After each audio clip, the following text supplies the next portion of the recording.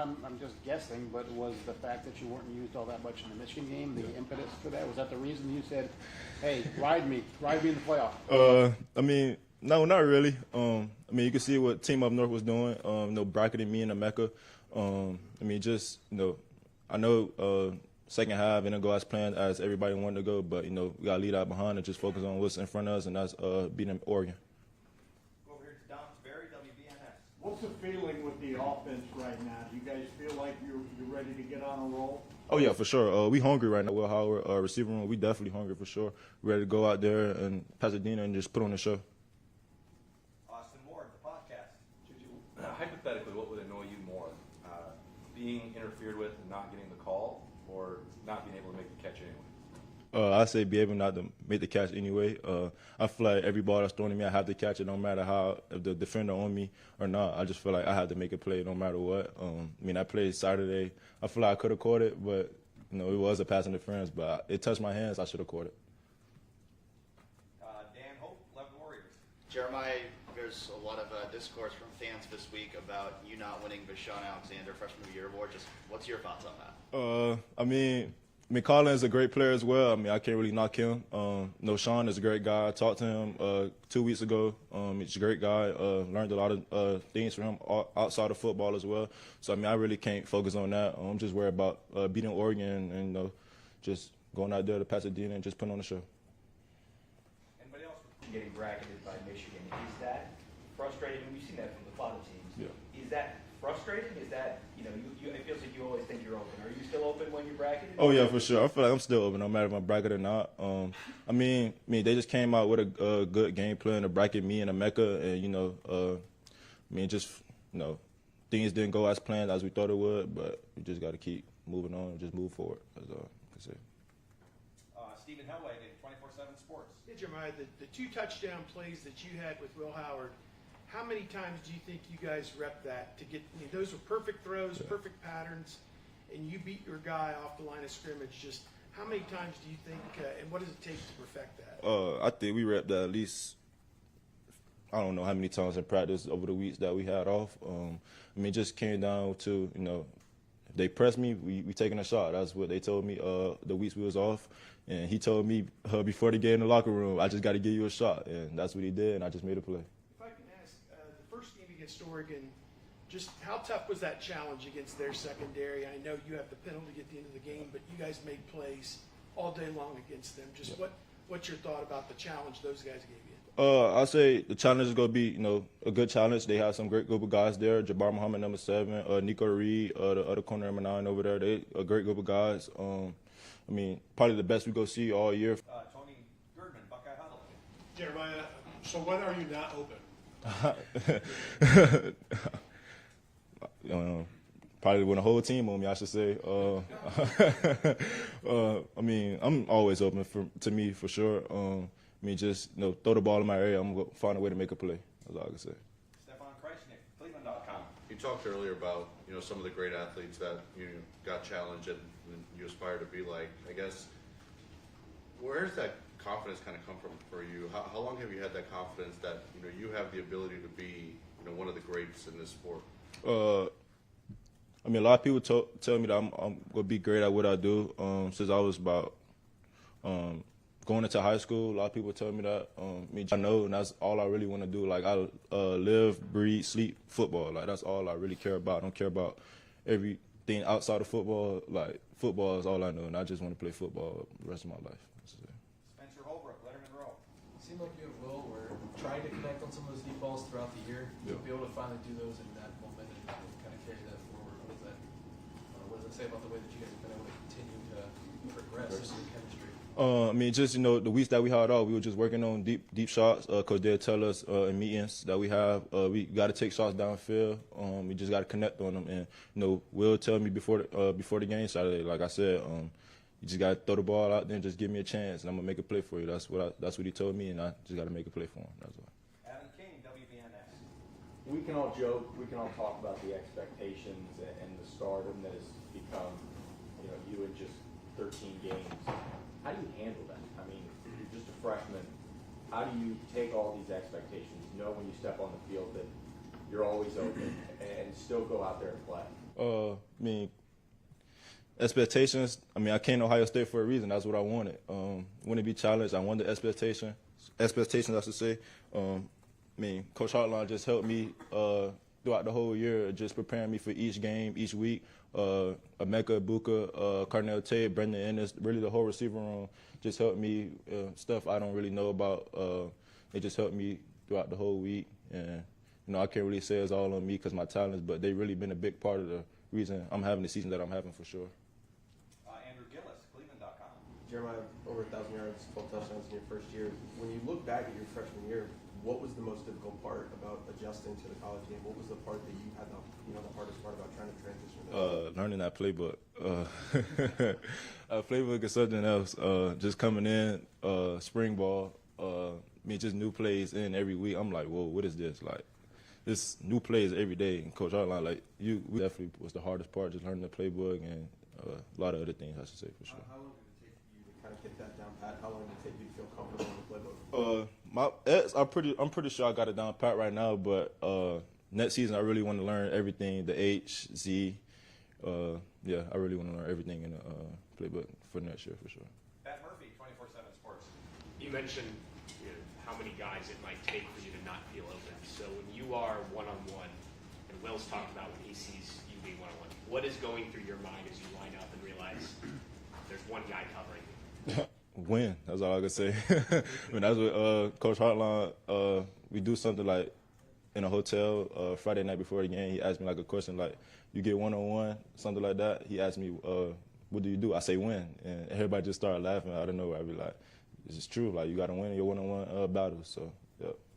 Over here to the right, Bill Landis, Kings of the North. Jeremiah, they moved you around some against Tennessee to the point where you had a couple matchups against linebackers. Yeah. What goes through your mind when you find yourself matched up against a linebacker? I just started laughing in my head a little bit. I mean, linebackers can't really cover receivers like that, so I just know like I'm most likely gonna be open. But they just try to move me around a lot because people try to bracket me when I'm outside just alone by myself, so that's why they're moving me around a lot, I should say. Far left, Jayla Van Horn, the Lantern. Jeremiah, you mentioned the most difficult part of your freshman game. Just being in a room with a great group of receivers. Just guys, I should say that's been the best part, learning from Coach Hartline. Just gaining more knowledge that I could use over the next 2 to 3 years that I'm here, I should say. And so, yeah.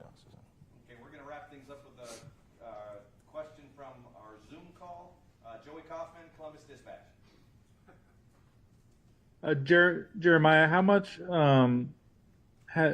have you thought about the way the Oregon game ended for you in October with the pass interference call? Has that been on your mind at all as you kind of get ready for this game? And what are your memories of that call and your feeling about that? Yeah, I think about that call probably every day. It was a crazy call. The DB was holding me. I just cleared his hands. I guess receivers can't be physical in football anymore, but DBs could hold 10 yards, 15 yards down the field. So, it's behind me. I just know how to move here on out. When the DB is grabbing me, I just know how to move now.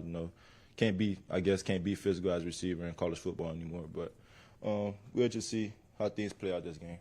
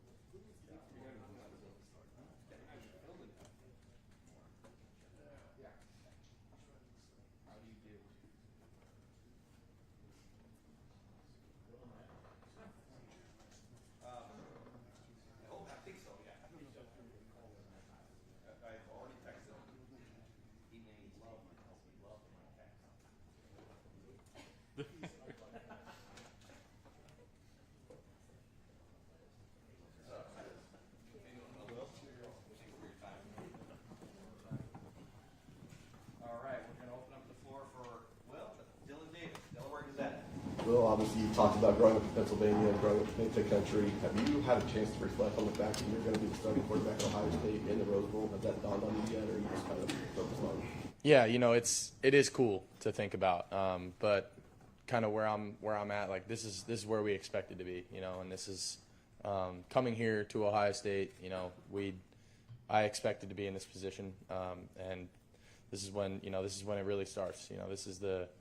This is crunch time here, and I obviously, yes, it's surreal, and I have to appreciate every opportunity that I get here, and I'm just blessed to be in this position that I am. But we expected to be here, and we're excited. It's an unbelievable opportunity we have in front of us, and for me, being like you said, a kid who watched the Big Ten, watched the Rose Bowl every year, and I remember my band from my high school going out to the Rose Bowl in Pasadena, and that was like a big deal, and it's something I always dreamed of, playing in this game. So it's a pretty unbelievable experience. God has blessed me in a multitude of ways, and I'm just very thankful. Dave Biddle, 24/7 Sports. Will, you've had a lot of good games in your career, but is the Tennessee game perhaps the best performance you've had personally when you look at the stakes of the game and how well you played and they're the number 8 defense in the country? When you add it all up, is that maybe the best you've played in your career? I think I played well enough for us to get the win, and that's all that matters. And at this time of the year, you got to be playing your best ball. And I felt like I was making pretty good decisions with the football. Obviously, it wasn't perfect. It's never going to be perfect, but I felt pretty good about my performance. But I think we're going to need more down the stretch. So can't be satisfied. Well, what's the mood of the club? I mean, you guys had hoped for this shot to get another crack at these guys, and now it's happening on such a huge stage, and the stakes are so big. What's the mood of the club right now, getting another shot at these guys? Excited, man. Excited and ready. I said, the moment we were walking off that field, we're going to see these guys again, whether it was, in the Big Ten or here. And here we are, man. We knew we were going to get another crack at these guys. It's hard to beat a team twice, and we're hungry. We're ready for this opportunity. I'm just so fired up that God blessed us with a second chance at this thing, because in life you don't get a lot of second chances. So it's a blessing, and we just gotta not let it pass us by. Adam King, WBNS. Talk about second chances. I'm sure you thought about that play over and over again with the 1 second left. How much do you put all that out of your mind? How much do you lean back on that game compared to knowing this is a completely different team than you saw back then? Yeah, that's a good way of putting it. It's like, how much do you focus on that but not let it affect you? I still have nightmares about that play. I still run it over in my head. What could I have done better? And I get a chance to, go out there and right the wrong from that game. And you don't get second chances a lot in life. It just doesn't happen. So, like I said, I'm thankful that we even get a chance to go out there and play these guys again. And really has nothing to do with me, man. It's about this team, and the way that we lost that game. It still hurts. It still hurts all of us. So. We're excited for another crack at these guys. We'll keep it in the back of our heads. It's a new game. We're both very different teams than we were back then. But that's definitely hasn't left my head. Spencer Holbrook, Letterman Row. How much have you connected on chemistry on the field the last few weeks? It seems like you're starting to find him pretty regularly, and he's starting to be as the season goes on. Yeah, man, he's doing a heck of a job, and G's one of those guys that's just, he could go out there and have 0 catches and be perfectly fine. He's just one of those team guys. Really good player. I mean, unbelievable player. But sometimes he gets overshadowed by we've bonded on a lot of different things. He's been so good for me in my faith walk. Finding the Lord, and he's been a really, really great influence on me on and off the field this year, and definitely down the stretch here we've become pretty close, and I think it's showing in terms of chemistry on the field. Matt Murphy, 24/7 Sports. Will, going into the Tennessee game, you guys obviously had heard stuff. You talked about it when we were in here, coming out of that Michigan game. You walk out, you see the Tennessee fans. There's just a lot of motivational factors. Obviously, you want to win this, you want to win a national championship, but how do you keep that same kind of edge mentally that you had in that Tennessee game to give that kind of offensive performance in this game? Yeah, that's the challenge, man, is keeping that edge. And I think we play well when we have that underdog, kind of chip on our shoulder mentality. And that's what we came out with last game. And that's the challenge is, how do we not listen to any of the good stuff right now because, the same people that are patting us on the back were, beating us down 2 weeks ago. So you just got to remember that and remember to not eat any of the sugar and just, keep our heads down and keep grinding and keep having that same edge and that same mentality. And it really starts with how we practice, I think. Tom Moore, Buckeye Huddle.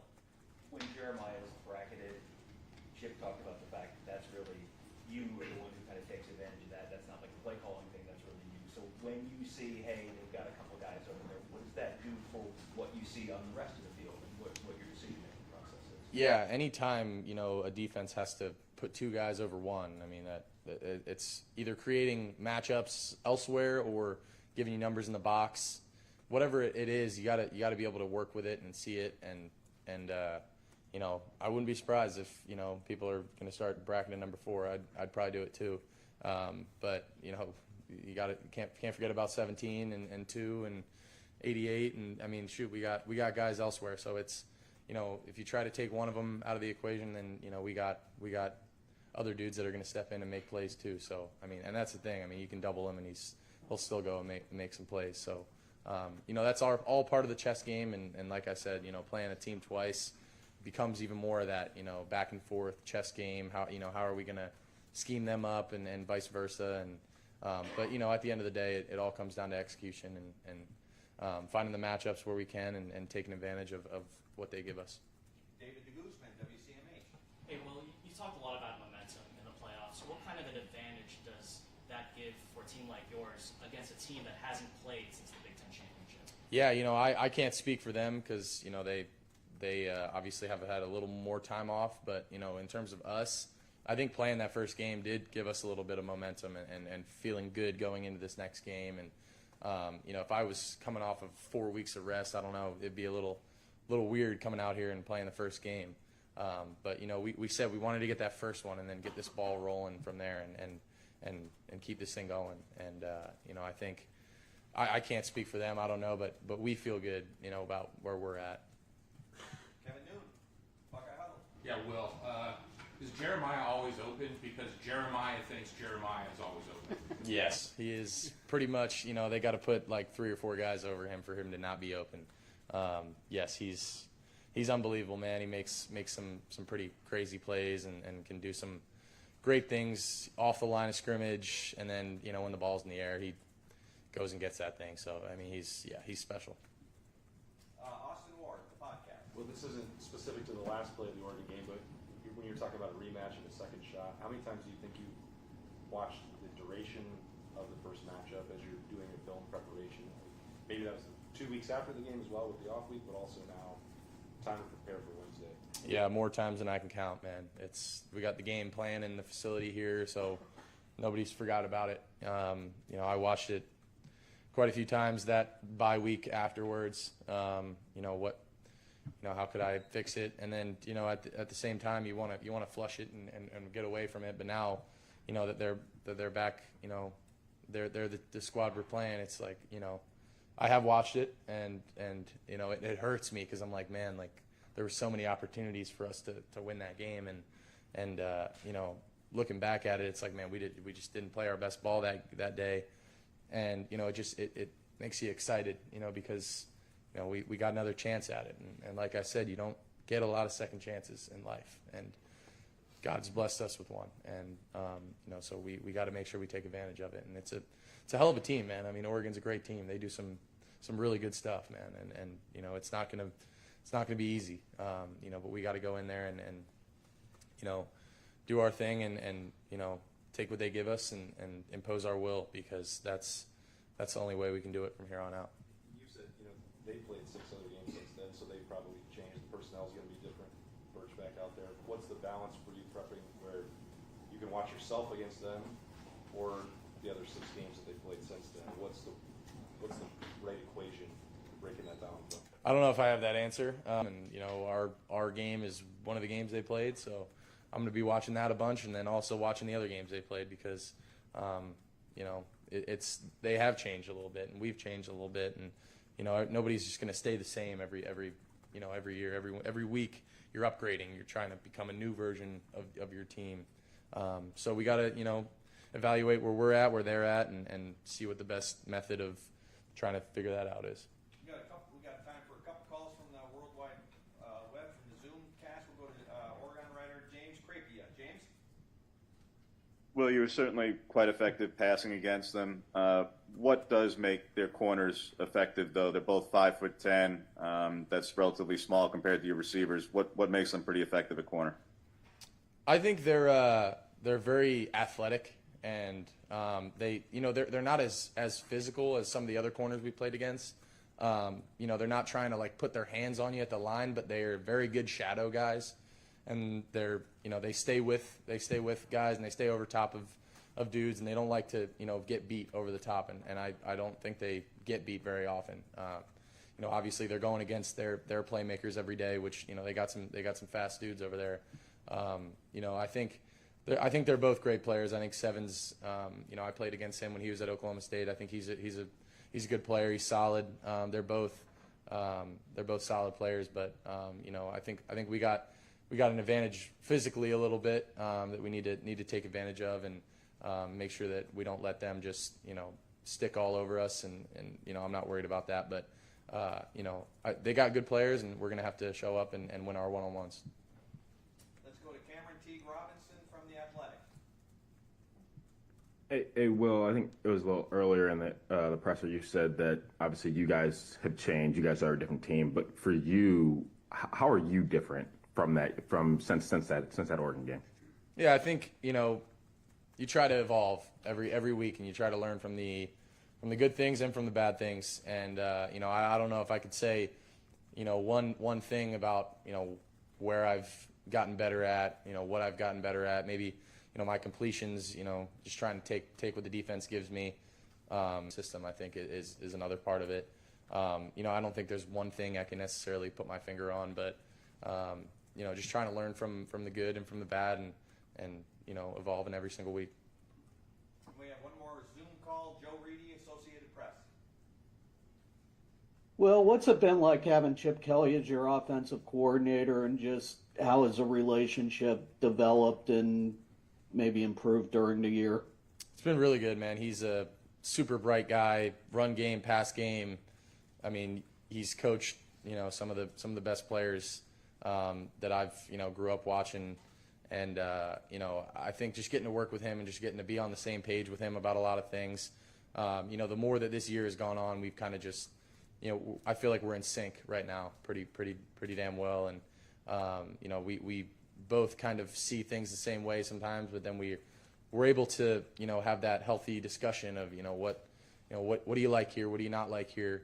I think our relationship has just gotten better and better as the year's gone on. I've thoroughly enjoyed my time with him and working with him, and I think we've had a good time with it, and we want to finish this thing the right way. Is there a quarterback that he coached that you liked or took after? I wouldn't say necessarily one of them, but I did grow up when I was an Eagles fan.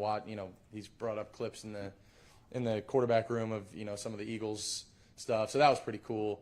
I wouldn't say there's one quarterback I'd emulate my game after necessarily, but it was cool kind of the first time, and I was like, oh damn, he coached the Eagles back in the day. That's pretty cool. Got time for just a couple more questions. Stephen Means, Cleveland.com. Maybe I'm making too much of this, but I think on Jeremiah's second touchdown, I think before the snap, you looked over there a couple of times, I don't know, can you just walk us through what you were seeing, and did that play just ultimately turn into, oh my God, he's one-on-one covered with one safety, I'm throwing it up? Yeah, so on that play, I'm looking at where the safety is, and if the safety gets over top of him, I'm not going to throw it to him. If he's not over top of him, I'm going to throw it to him. And he didn't get over top of him. So I was just making sure that they were crazy enough to leave him one-on-one, and they were. So. And final question, Bill Rabinowitz, Columbus Dispatch. Kind of along those lines. When you see him 10-man coverage, one-on-one, is it almost like automatic? I'm throwing to him. It's an easy position. If we got it called, yes, pretty much. I mean, there's quite a few routes where, you know, if it's an X isolation or a one-on-one concept, and if we have one-on-one with him, or really, you leave any of our receivers one-on-one, and it's pretty hard to guard. Emeka's a very talented receiver, Carnell, Brandon, but Jeremiah just seems like on a different level than anybody, especially as a freshman. I mean, do you guys have that appreciation? Like, oh man, this guy is special when he's a freshman. Yeah, I mean, I think you forget about it a lot. When you're around it every single day, you kind of forget that the kid was in high school a year ago. He just doesn't. You just around him, you don't feel like he's a high school kid. You don't feel like he's an 18-year-old, 19-year-old. Like he's just mature beyond his years, and yeah, he's special, man. He's different. I've never seen a kid his age. I've really never seen anyone be able to do some of the stuff that he's able to do. So, I've only been here for 12 months or whatever, but yeah, he can do some pretty unbelievable stuff. Will, thank you very much. Thank you guys. Go Bucks.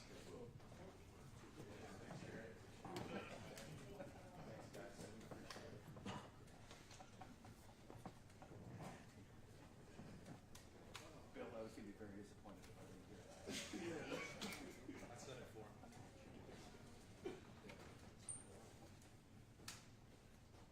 Take it longer. No, like in the building, right? It's not in the building.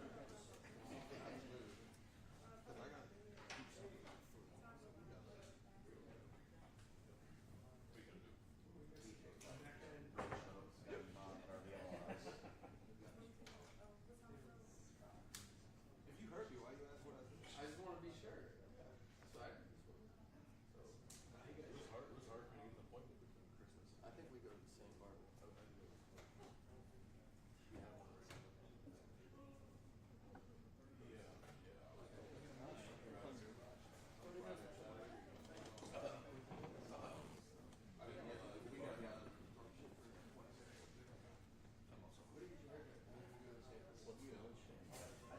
I don't really have any food because like the 2 trips, like I don't believe I didn't get anything at the grocery store. So I'm probably picking something up somewhere. I went to the grocery store last night because I need like trash bags. I'm like, I need food because like I'm gonna be leaving tomorrow. I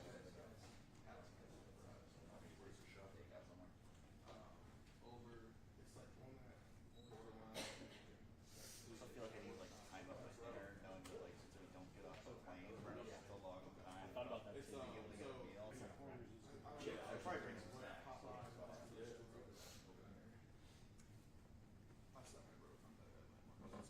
Nim's gonna get snacks for everybody. What am I doing? You're getting snacks for everybody. Yeah, they're going to be handing them out to everybody on the plane. It's the ones that they provide. I think the second leg should all be in the line. Yeah, that. You'd be that guy that's like, oh, I'm sorry, I'm taking the aisle. You can sit in the middle there.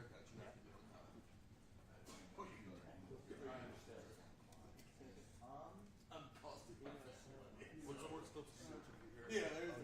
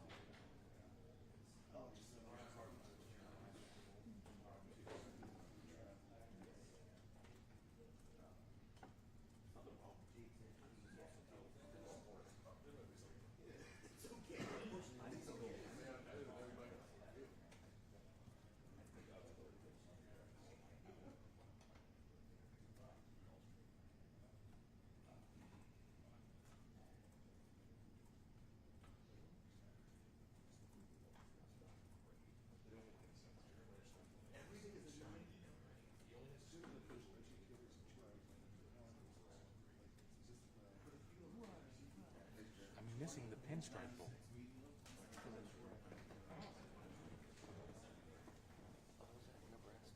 It's Nebraska and BC. Yeah, it's 0-0 right now. Late first. And then 17-7 UConn UConn over at UNC in 2-minute warning in the second.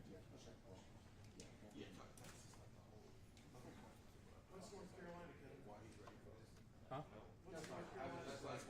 17-7 UConn. UConn's got first and goal at the UNC 4. Yeah, I could just do that.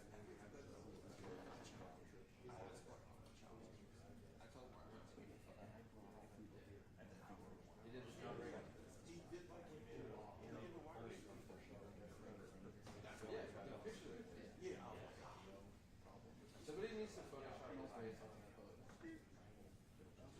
I wish I could Photoshop. Oh, yeah, that'd be good. That'd be good. I mean, this is what AI.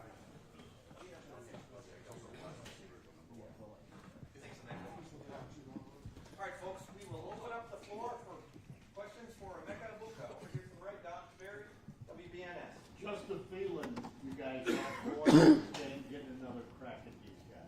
Yeah, we're super excited. I think that, I played in the Rose Bowl my freshman year. It's an amazing venue. It's so beautiful. They do a great job hosting for the players, the coaches, the families. So it really doesn't get much better than this. And having a chance to, redeem ourselves from what happened earlier in the season is something we don't take lightly. So we're very thankful. Austin Moore, the podcast. Mac, what if I told you that Jeremiah Smith wasn't the freshman of the year nationally? I did hear that. Yeah, that's a little. I don't even know who won it. Who won it? Colin Simmons, Texas. Yeah, I mean, I don't know. That's we know what we got here on our side. We're not too worried about awards and stuff like that. So I know JJ, the type of kid he is, that's only going to motivate him more. So it's fuel to the fire, which I think is good for us heading into this week. When he got here, what was the first moment that you saw him and thought, well, this could be something? I would say probably just his mindset. Not even obviously he's a freak when it comes to his body and stuff like that, just his physical nature. But I think just his mindset, the way he approached the weight room, it didn't really seem like a way a freshman would. And he was our only freshman ever to receive an Iron Buckeye reward, which is something I was pushing towards my entire time being here. But it takes another level of dude to be able to receive that reward, especially as a freshman. So that's kind of when I knew. Stephen Means, Cleveland.com. More on that. When you and Marv first got here, Garrett and Chris were adamant about the way that you guys, even as freshmen, were pushing two guys who were about to be first-round draft picks. And then Marv kind of said the same thing about Carnell and Brandon last year. How did JJ push you guys when he first got here as the young guy, and now you guys are the older guys?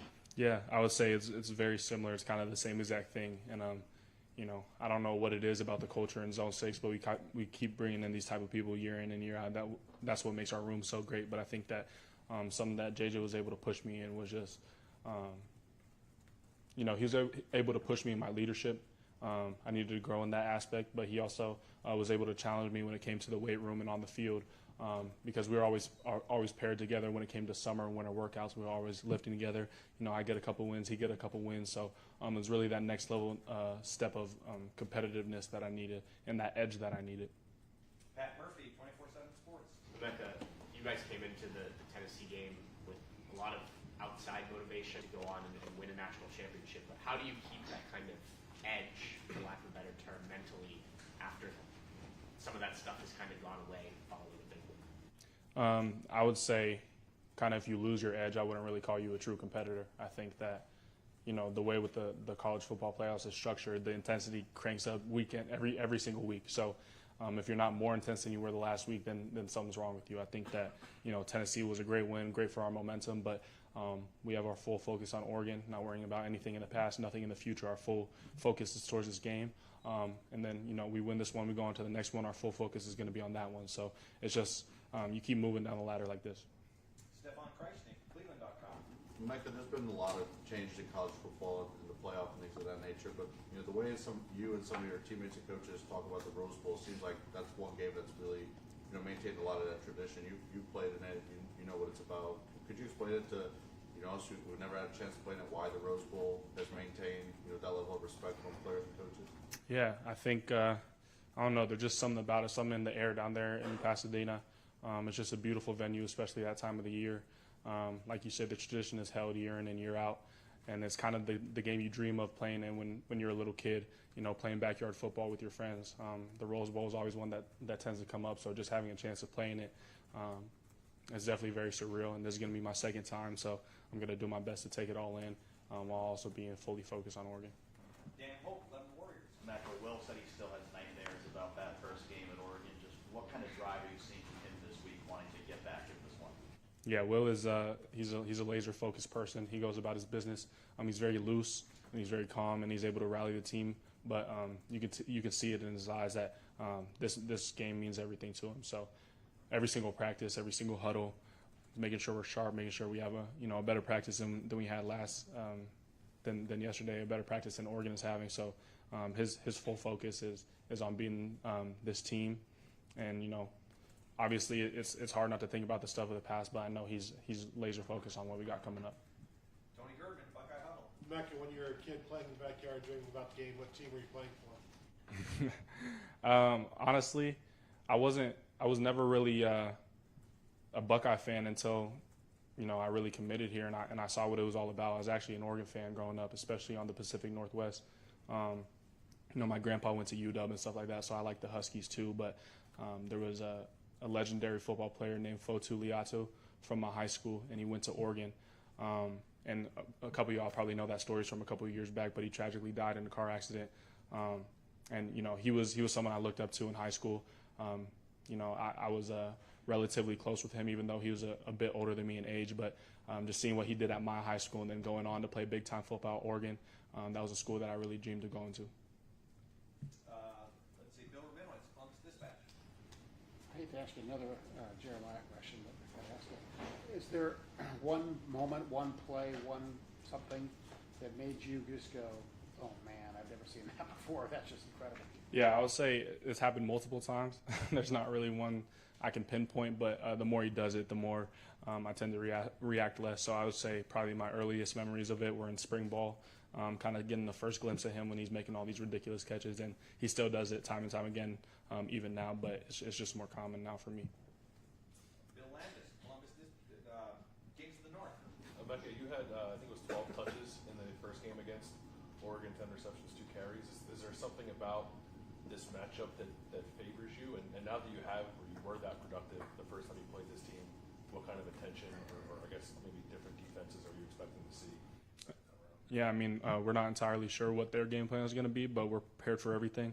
I'm not going to get too much into scheme and stuff like that, but we know that if the ball comes our way, we got to make those plays. So whether I have 10 receptions again coming up this game or I have 0 or 1, we're just looking to get this win on the road because it's really a road game for us, flying across 2 time zones. So I think that, it's going to be a great matchup. Whether they tend to focus on me more or not, it doesn't really matter to me because I know our team has a great plan regardless. Got time for a couple more questions. Spencer Holbrook, Letterman Row. You guys ever surprised when the game ends and you look at the stat sheet and Cardinals only got 1 or 2 catches? You can kind of feel it throughout the game, I would say. He's a true competitor. He wants to get involved, but at the same time, he's super selfless. He's really humble, so he's going to do whatever it takes for the team to get a win. But it's the competitive nature in him that wants to, contribute as much as he can. So, I try to be in his ear to tell him to be level-headed and stuff like that. Not that I need to. He's a very level-headed and selfless guy, like I'm saying. But, sometimes that's just how the game goes. I had a game this year where I only had 1 catch, but we ended up winning by a lot. So, I think that it's hard, or it's easy to be focused on the personal attributes that you can have game in and game out. But no one's really going to remember those if we're holding up the trophy at the end of the year. Seems like he could be a number 1 on, I think, 95% of college football. Are you guys ever reminded, this guy could absolutely be a number 1 on most college football rosters? I would disagree with you. I think that he is a number 1. I think that we don't have a number 3 receiver, or a couple of us. They're not really doing themselves any favor because we're going to have a favorable matchup on the other side of the ball. So that's never how we view ourselves. We know we're alpha dogs out there. Every single one of us knows we have the capabilities to be a number 1 receiver, and we are number 1 receivers. And final question, Steve Hellwagon, 24/7 Sports. Yeah, Mecca, at the end of that game, you made one of the clutch plays that passed down the sideline. At any time when you make that play, are you thinking, did you ever in your mind think we're going to win this game after we're now close to field goal range? I mean, did that play in your mind say, my goodness, we've got a chance to get out of here with the win? Yeah, I definitely knew where I caught the ball, and I knew we were close to being in field goal range. So, there was a sense of, I knew it was a big play that I made, but in those moments you have to finish out the game no matter what. You can't get a big head. You can't get complacent. You have to finish the game until the clock hits 0. So that's something we've been working on. We work on 2-minute every single Wednesday practice. So today we'll work on our 2-minute, and we don't even call it 2-minute. We call it clutch because in those games, in those big moments, someone has to make a clutch play. So we're focusing on that every single game, knowing that we're going to have to make one of those plays coming down the stretch here. What would it mean if you're able to finish this one off and get to the Final Four of this playoff? Just what, in your mind, would this be, just the ultimate, I suppose, to beat a team that's already beaten you earlier this year? No, I think the ultimate would be winning the national championship. So, we're focused on this. This just happens to be the next team in the way. We're not focused on whether we played them earlier this year, whether they got the win over us. They're just a nameless, faceless opponent. So we're going out there fully prepared, not worried about what's happening in the past. We've played them before, we felt them out. So it's all about who got better from that point in time until now. Emeka, thank you very much. Thank you. All right, we'll wrap things up with press conference with Quinshon Judkins. Quinshon, thank you for your time. Thanks for being here. All right, we'll open up the floor for Quinshon. Dan Hope, 11 Warriors. Quinshon, what do you feel like you guys were able to find in the run game against Tennessee that maybe wasn't working in the previous couple games? I think schematically our coaches did such a great job at getting all the playmakers the ball in space and just trying to find different ways for us to score. What stands out to you about this Oregon defense and the challenges they present? I think when you look at the past game that we played against them and you rewatch the film over the last couple of games, you go back and you look and you see, how did they improve as a whole, as a defense, and what did they really change about their defense? And it kind of looks similar to the first time when we played them, so we just got to execute. Andy Anders, 11 Warriors. Last 3 games, and I know running game is a very team thing, and you guys have made some strides going into this Tennessee game. But last 3 games haven't been necessarily the most efficient you've had. What are you seeing on the field, and maybe are you feel ready to pop off a bigger performance in this game? Yeah, definitely. I feel like, as a whole, everybody on the offense can contribute. And, we have a lot of great playmakers on our team, and our coaches will definitely find ways to get us all the ball and get in the best position to score. Stefan Kreisnick, Cleveland.com. I know you grew up in SEC country. Did you have any interest? Did you think you would make it to the Rose Bowl one day and want to play the Rose Bowl one day? I would say, yeah, definitely. As a competitor, that's something that you compete for, too, especially as a team player, to be at the top level, to go to the playoffs and be in this position. So I wouldn't say I would have guessed I would be here in this position now, but definitely I wanted to be in this spot. Bill Rabinowitz, Columbus Dispatch. Will had the moment at the end of the game that he thinks about. Jeremiah, same thing. You had the play early in the game with a fumble. I mean, it's a great play by the defensive player. How much do you think about that? How do you think about that play when you replay it in your mind? That's past us now. That game is past us. We're looking forward to how we can come out this week coming up and win this game. And that's all that really matters, as a whole, as a team. Everybody has that same mindset, that same grit, and that same passion. So that's all that matters. Pat Murphy, 24/7 Sports. Quinshon, you guys had some pretty clear motivational factors coming out of Michigan, going into Tennessee with 3 weeks of a lot of talk. How do you keep that same kind of mental edge now going into this game where maybe there's more people talking positively about you, things like that? Yeah, definitely. Now, we all have a big goal in mind, and we know what that goal is. So whatever it takes to stay focused, that's what we're going to do. Austin Ward, podcast. Quinshon, the way that you and Trey balanced out the workload last week, was that sort of the perfect embodiment of what you guys envisioned a year ago as you started looking at this opportunity? Definitely, I would say, our coaches do such a great job at that, and just getting him in there in different positions on the field, and just Trey being the type of player he is, whoever is on the field, we're both going to do our job, so I look forward to it. Tony German, Buckeye Huddle. John, I know you've got games to focus on. Have you thought about what's going to happen to you next year, where you're going to be? No, as of right now, I'm just looking forward to this next game and trying to win it all. Anything else for Quinshon? Kevin Noon. Buckeye Huddle. I know it's looking back, we didn't have a chance to ask you, what's going through your mind on the first drive, where your first touchdown is with the exchange between you and Will where you pin the ball on your rear end? What's the thought there? I actually thought he was going to pull the ball, and I kind of felt it, and I just got an instinct, so I just kind of grabbed it and just tried to do my best. Anything else for Quinshon? Great, Quinshon, thank you Cool. very much. Thanks, guys. All right, folks.